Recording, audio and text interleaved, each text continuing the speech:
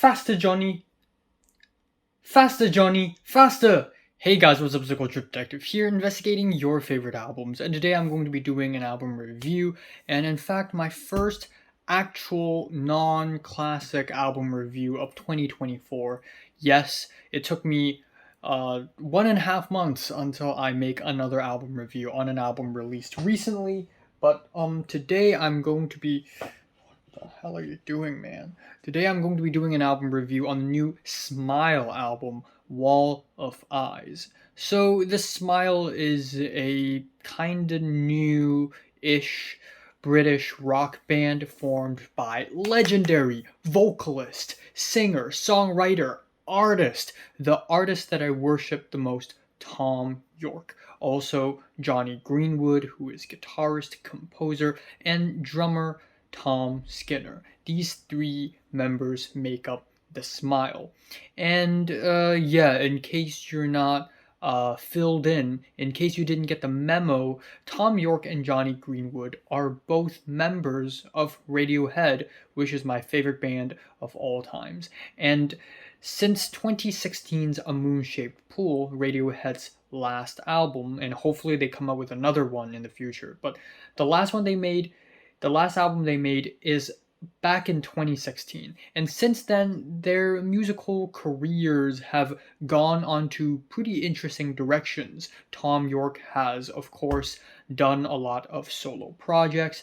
He and a couple other people formed a band called Atoms for Peace, which is not really that bad, but also nowhere near as great as Radiohead's music, of course. Meanwhile, Johnny Greenwood has gone on to compose music for a lot of films, such as Spencer with Pablo Larraín, Chef's Kiss, and also he continues to work with director Paul Thomas Anderson, or PTA.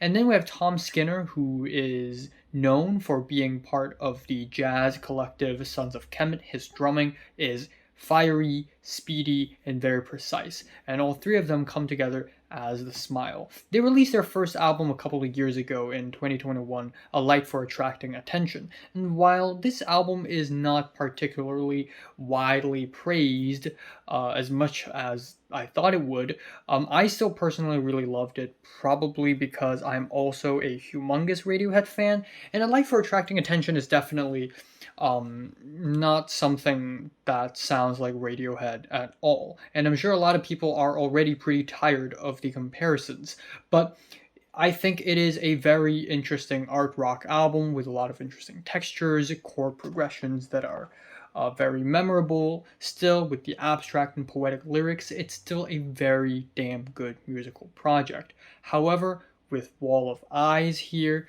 I think this album knocks the first album out of the park, because this one is even better in my opinion. First off, even more consistent. Sonically, while A Light for Attracting Attention is a little bit all over the place, it has ballads, it has rock barn burners.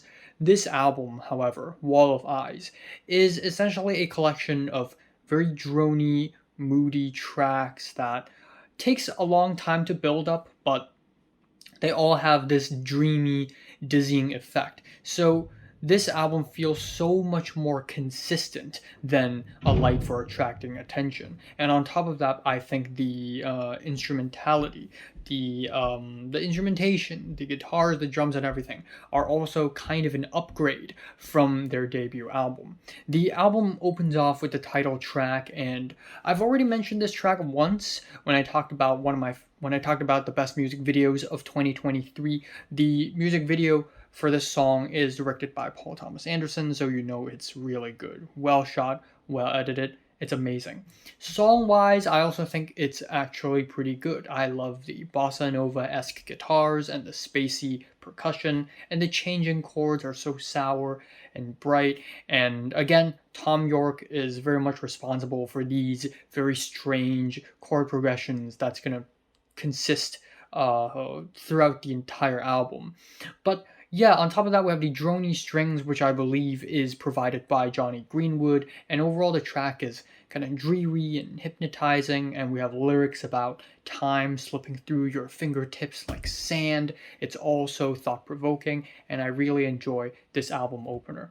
Following that, we have the deeper cuts of the album that are also just as tasteful and interesting. We have Teleharmonic, which is again very, very different from Radiohead's sound. This is not a straightforward track at all, but I still really enjoyed it for its presentation. It's almost kind of cinematic. It's very reverby and spacey. We have these pulsating electronic tones. As we enter into the track deeper, we start hearing these ascending flutes and vocal layers, and they all build up to a very impressive climax.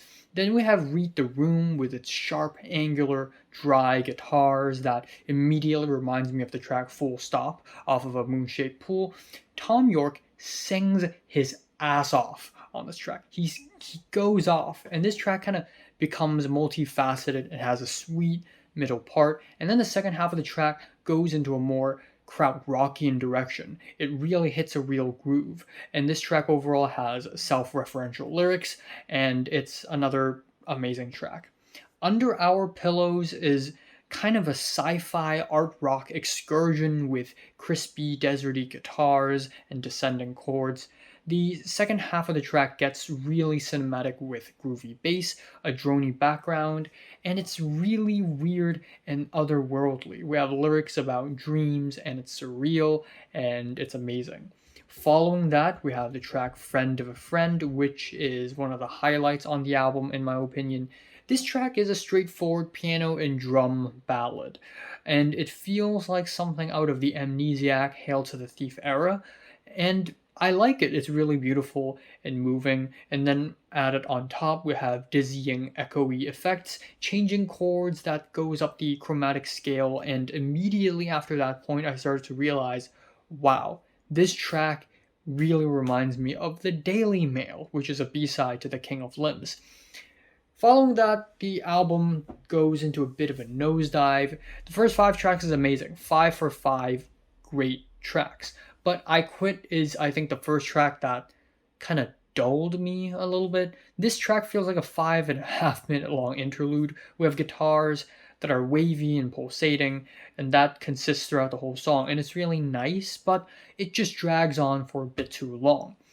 But that is immediately followed with Bending Hectic, which is just an amazing track. It's an 8-minute long slow build to insanity, and it is one of my favorite singles of last year. It starts off as a sweet, beautiful moment. The guitar kind of slowly spirals out of tune. It's rhythmless. The strumming makes it feel very loose and warm and cozy. Then you have the Tom Yorkian chord progressions, and it sort of builds up and keeps changing. It's sour, it's sweet, it's bitter, it's dreamy, it's everything. When I'm listening to this track, I feel like I'm standing on the edge of some kind of cliff and I just discovered some hidden civilization on the other side of the mountain. It's so revelating. Then we have the screaming violin tones and the distorted guitars at the end, which immediately throws me back to the bends. And we have the lyrics, which contemplates on aging and mortality. So obviously, absolutely insane. Very loud ending. I love it. But that is immediately contrasted with You Know Me! Exclamation mark, which I think is the most underwhelming track here. It's kind of weak compared to all the other tracks. It's a simple reverby piano ballad. It's kind of one note. The chords are a bit stale. To me, I would describe it as separator, but boring. But still, overall, this is a very impressive album. Lots of amazing artistic palettes, lots of interesting sound play here. Tom York still hasn't lost it. They're still banging out great music, and I'm impressed. So, yeah, I'm giving this album a strong 8 out of 10. So, have you listened to the new Smile album? Comments below, let me know. Subscribe if you want more, and thanks for watching. Classic albums still coming out.